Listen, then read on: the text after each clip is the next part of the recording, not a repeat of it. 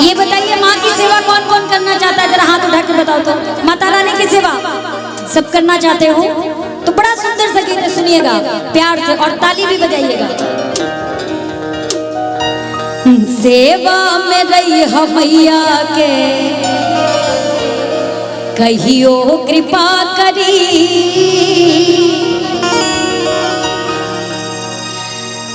सेवा में रही मैया के कहियो कृपा करी, सेवा में रही मैया के कहियो कृपा करी।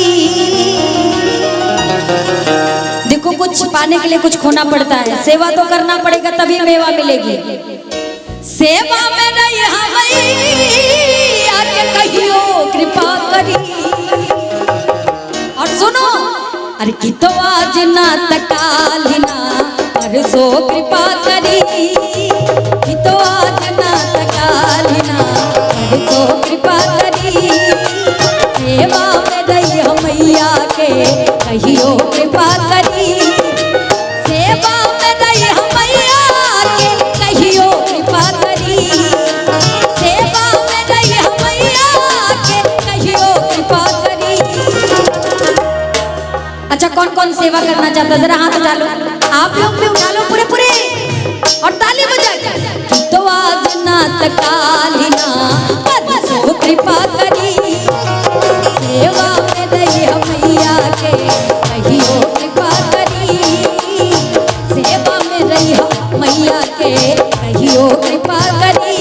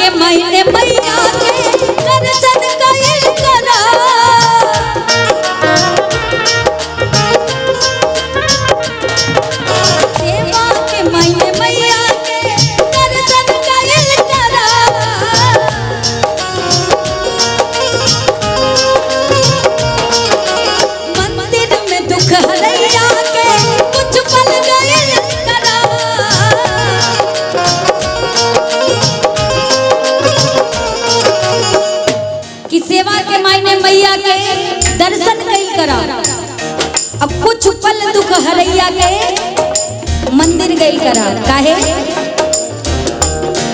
अरे दृष्टि रही भवानी के उठा लो पूरा पूरा हाथ,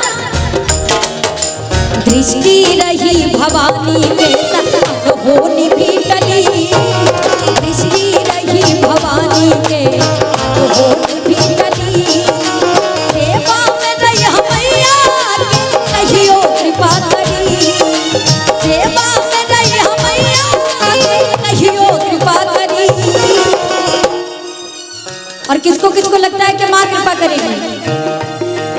आपको नहीं लगता है तो हाथ डालो और ताली बजा के सरवण भैया।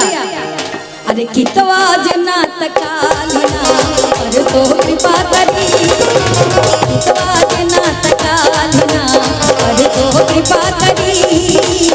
सेवा में रही मैया के कहियो कृपा करी, सेवा में रही मैया के।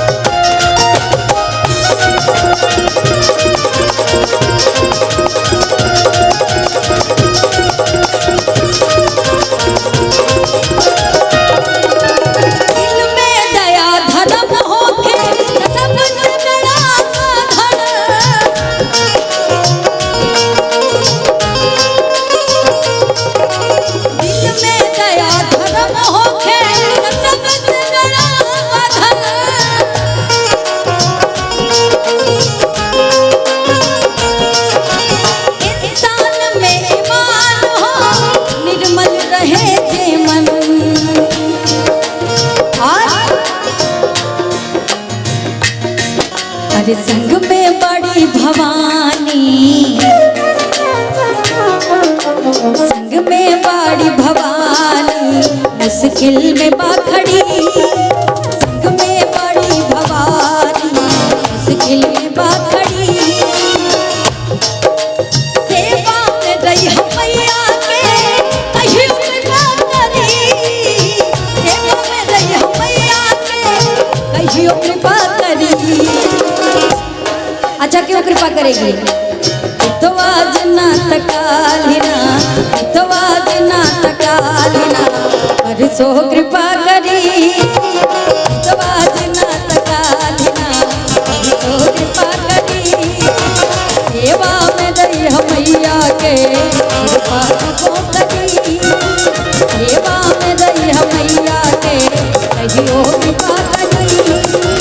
सेवा में दई मैया के कहियो कृपा करी। सेवा में दई मैया के कहियो कृपा करी।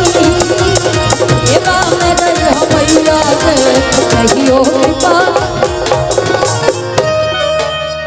बोली दुर्गा मैया की।